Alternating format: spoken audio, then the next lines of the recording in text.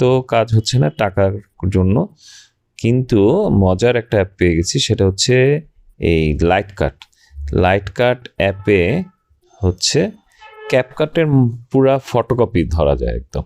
তো one tap edit, light কাটের one tap edit দিলে এটা এআই দিয়ে এডিট করে ফেলবে। যদি আমি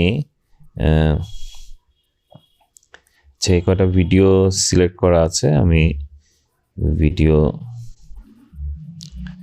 ভিডিও সিলেক্ট করে দিই।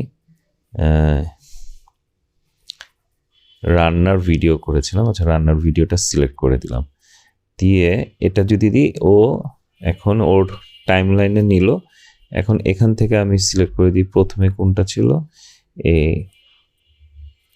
এটা প্রথমে, তারপর এটা, তারপর এটা। তো এটা দিয়ে দিলে ও অ্যানালাইজ করবে